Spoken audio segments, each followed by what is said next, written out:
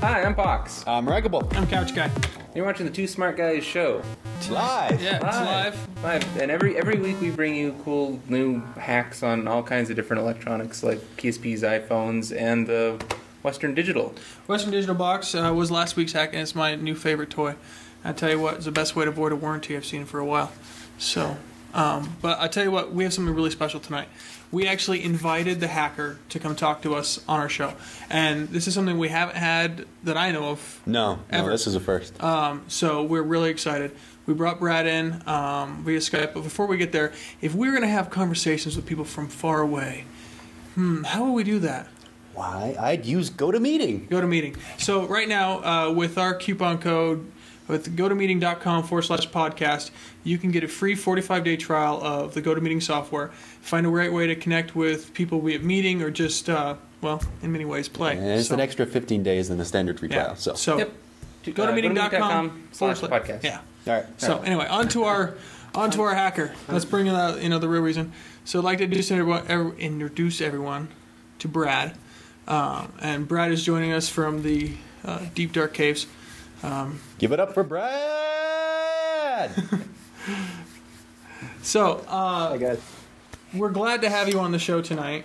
It is actually, I don't know, I've been waiting for the new Live Plus hack and got it, put it on, and have been completely overwhelmed by all the features it opened up. Pox and I are still eagerly anticipating our boxes. Yeah, ours are coming in the mail. And I wanted you to bring your box in tonight. And do you? I just haven't brought it up because I've been so overwhelmed by the excitement that I forgot to bring it up. Yay! This is my favorite little toy. Okay, I want to plug this in and see. I want to see. I don't have a power supply and I don't have the remote with me because I was running out of the house. Really? I'm sorry. Jackass. It's just a box. At this point, sorry. But you know what?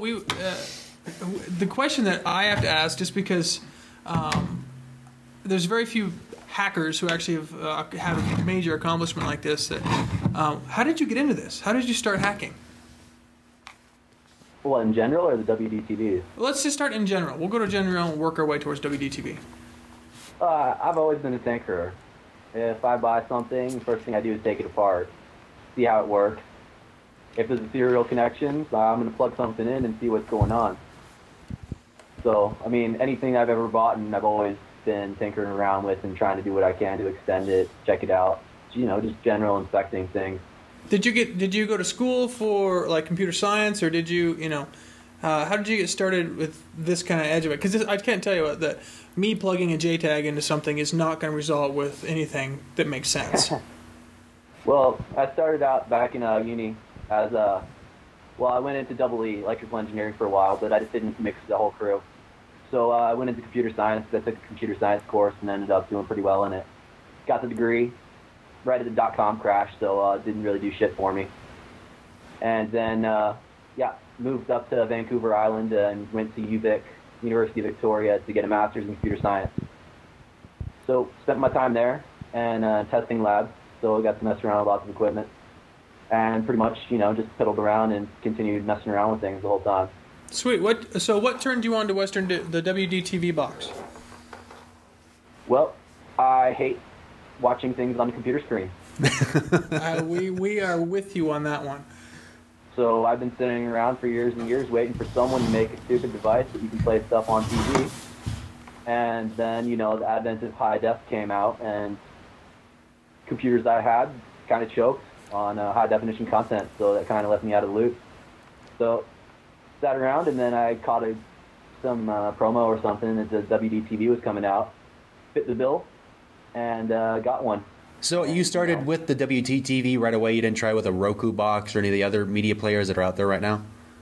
Well, I've kind of looked at the Popcorn Hour for a while, but the Popcorn Hour just kind of seemed a little bit cheap to me, so I never really liked it. Now, and yeah. So the WDTV box has gotten pretty popular, and your hack has been amazingly popular. Do you have any numbers to how many people are actually using your hack from, we're talking just the plain Jane, first out WDTV box to now all the way to the Plus Live? How many people are using your hack? I don't know. It's kind of hard to estimate, but somewhere including Gen 1, Gen 2, and the Live Plus. Well, discounting the Live Plus, I'd say at least 100,000. That's amazing.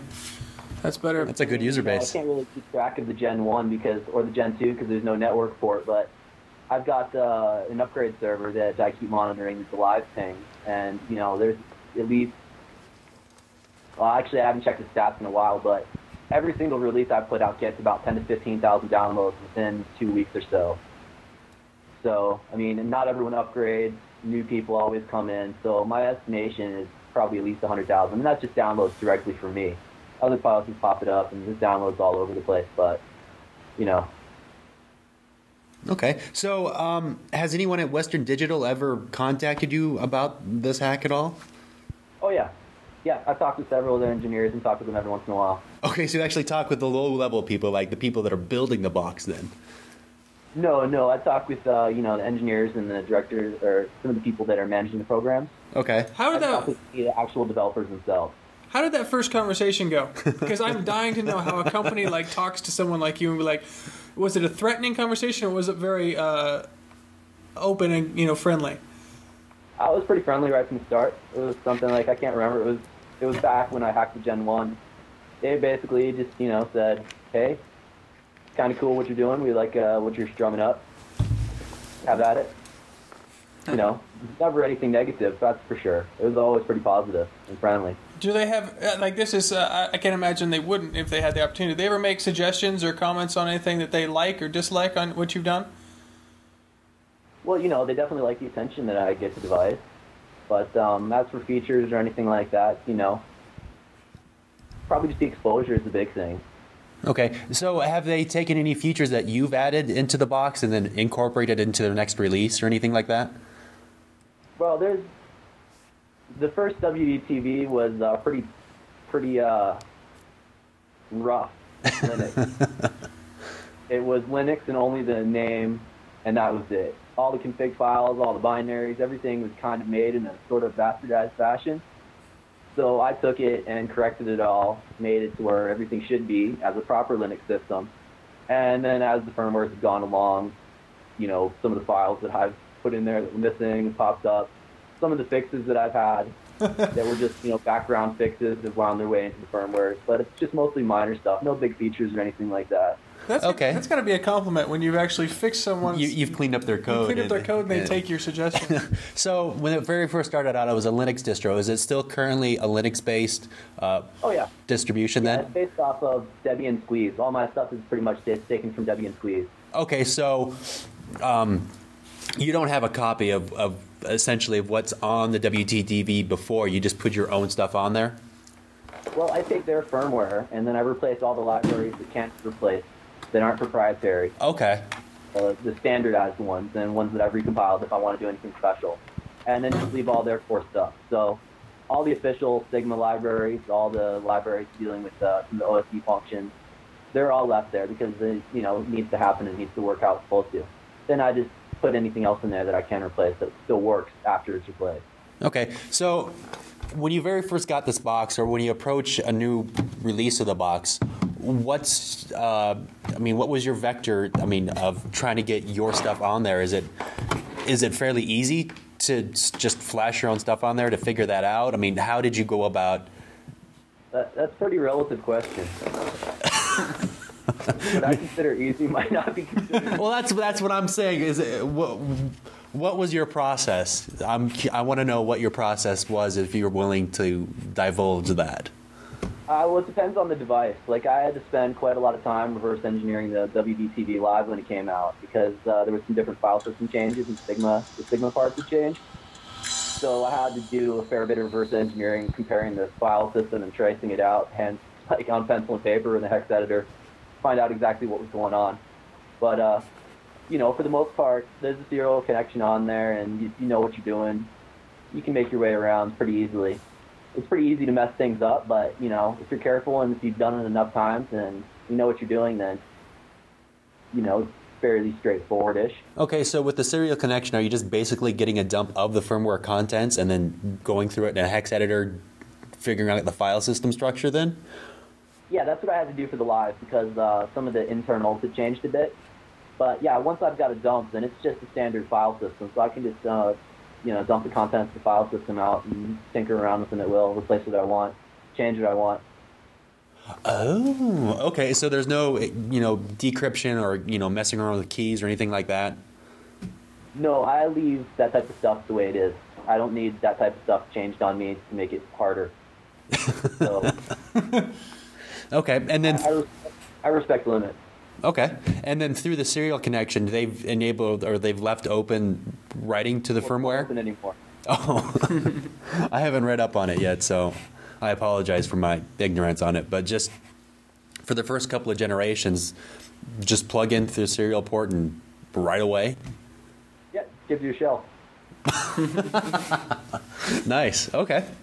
I actually have a question more response because I've been tinkering around just as the lurker on your forum site, and I'm curious if you had a way to respond to this. That I'm sure you've been a little reserved on this, and so I'm giving you your opportunity to say how you really feel about this. But I've noticed that individuals who come to your forum site and say things like "it can't be that hard" seem to be met with much fire and brimstone, and they should, as they should be.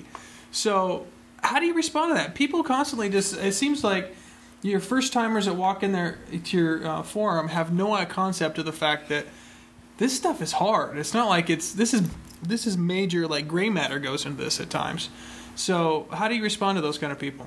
Depends if it's really worth my time to respond to it or not. I mean, if you responded the same thing over 1,000 times over, I've already said what I've said. So you can't talk to a brick wall. If someone tells you it's easy and they say it's easy and it's not easy, how are you going to convince them it's not easy?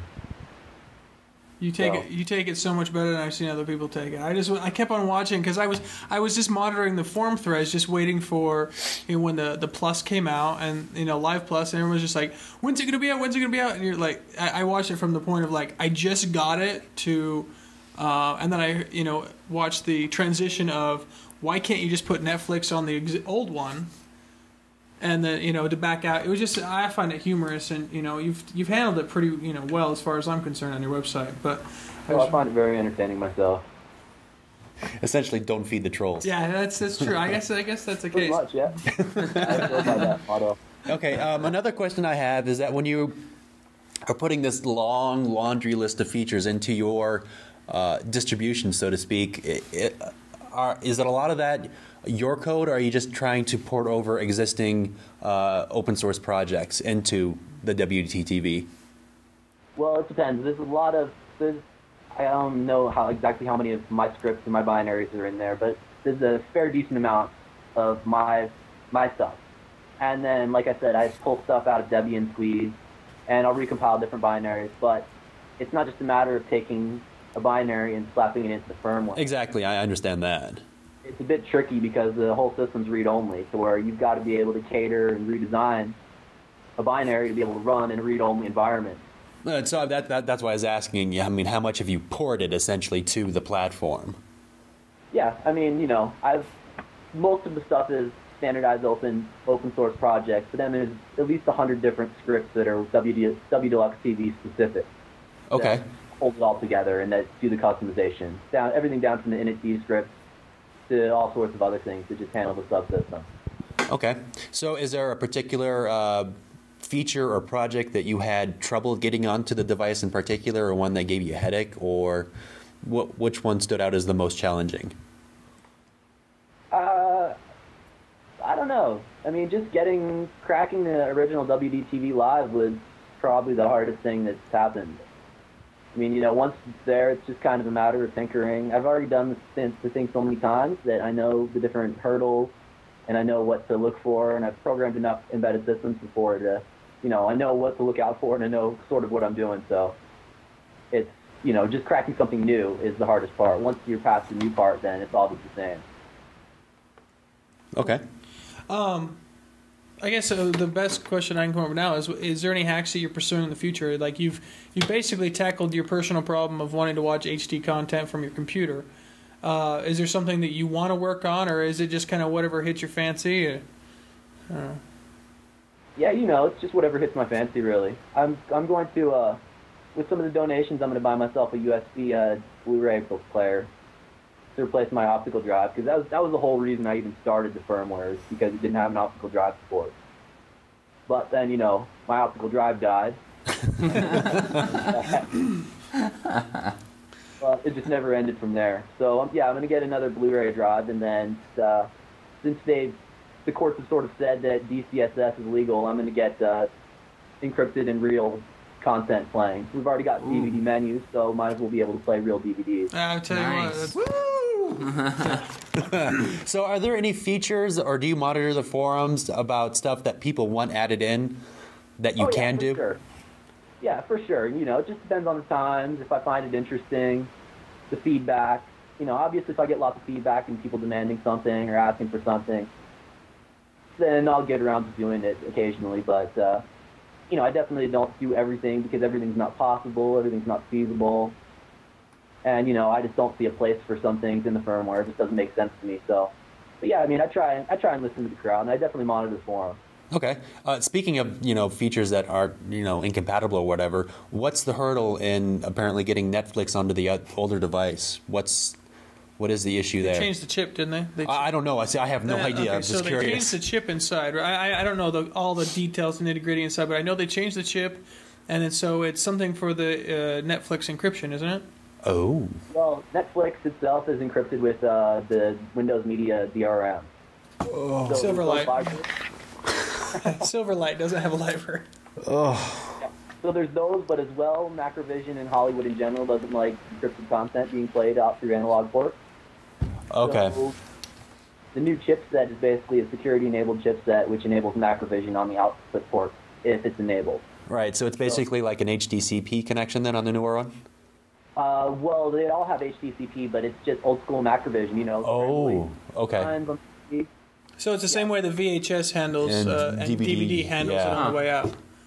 Yeah, it's a brilliant hack. It's a brilliant security scheme that was only cracked 20 years ago or so. Yeah. But, they still like using it because, why fix something that's broken? You ran through a time-based corrector. Yeah. Yeah. I got a device in my rack. Did I tell you about that? Oh, never mind. Sorry. Another time. Yeah. Okay. I don't know, anything else? I've got a couple more. Most of mine I'm are trying to just- think. I'm trying to think. Just go down the list. Well, you've been quiet. Oh, I don't know. Is We there- asked his questions, is there, so. yeah, I asked everything he wrote down. Do you have any favorite hacks from anybody else? Is there anything that you Yeah, what are got you a kick fan out of? I don't know. I like some of the stuff that Android guys do. But, yeah, because I've done a little bit of tinkering in Android. Just time constraints don't let me go there all the way. But, yeah, I always like seeing different hacks. I play with lots of embedded devices, and it always makes me happy to play with different homebrew firmwares of different devices. So just basically, anyone that's taking a device and slapping some homebrew on it and extending it and letting you unlock some doors has got thumbs up by me. Sweet. I guess. You've heard of Boxy, right?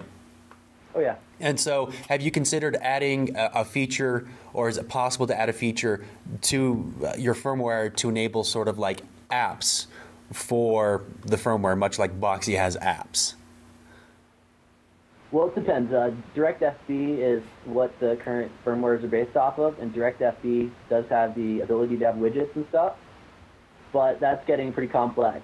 One of the programmers that works with me, Bogdan Petrov, Pybalt, he's the developer of WDTV X, so he's giving us the opportunity to do different things like that. So in the future, different applications might be possible like that, but for now, it's sort of a mishmash of standard Linux or custom binaries in the background interfacing with plain XML elements on the front end. UMSP gives us a pretty good way to sort of fudge custom content. But as opposed to for actual apps, that's pretty far in the future. Okay, so what you mentioned DirectFB. What is that? That's the rendering system. Used to be the WDTV firmwares were based off something called NanoX, which is like a micro window manager. And now all the Sigma chipsets have gone to DirectFB, which is DirectFB is a standard Linux port. If you just look it up, it's like a universal frame buffering rendering system. Okay. So with that, then that lets you have an actual standardized API and do different things in a more standardized fashion. So the groundwork's there. It's just a matter of everybody on WDTV and you contributing to make that possible at this point in time. Yeah, pretty much. Yeah, Okay. It's just a matter of time before it all happens. Cool. I've been wowed and blown over. So I'm. Have they offered you a job? No. What? We like what you're doing for us, but we don't want to pay you. Yeah, that works. Oh, businessmen are businessmen, engineers are engineers. Sometimes they don't agree. Oh. Well, I guess the last question I have is there anything tell us how best, I guess, we can help you or people can help you continue this work, because we enjoy it, and I know that the most recent hack, you want a donation, and I completely appreciate that. That's something that you deserve. But your website we have on the screen right now with www.brad.cc. Tell us what's the best way to help you out so you can keep doing this. Oh, just send me a little donation. I don't really ever ask for anything, but, donations never hurt. If you've got a request that you want, never hurts to, send some ideas along with the donation or whatever. But really, I do it as long as I have fun, and I've been continuing to have fun. And if there's public support, then definitely makes it more fun. But, donations definitely help speed things along. Server costs are a bit expensive, but so it goes towards them as well. But, contributing on the forum, helping out the community, just different things like that. It's a little bit rough when it's just me doing it all, but been able to generate and start up a pretty decent community now, so there's lots of other developers starting to get on and help out. Well, it's just more a means of everyone contributing. But, Well, I tell you what, we really enjoyed your hack, and we're going to try and find some more uses for all the things you cracked open on that, because I'm telling you what, my head is exploding trying to find different ways to use everything. So, if you guys have anything else? Because I guess that's all. I mean, would you be willing to come back and the next time you have a big release? Or we'd love to have you back. I'll be on here anytime you want me. All right, sounds good. Well, Brad, we really appreciate it. Thanks a lot for hanging out with us tonight and answering a whole bunch of questions. And we look forward to all your new advancements. So, Thank you. Thanks for having me, guys. Before we, as everything goes on, you talk about fandom and everything that you're a big kick out of. I was searching for my more, my T-shirts that I really like the most. I'm a big Doctor Who fan, and I've got all sorts of things. And guess where I found a whole bunch of collections of T-shirts everybody made? Zazzle.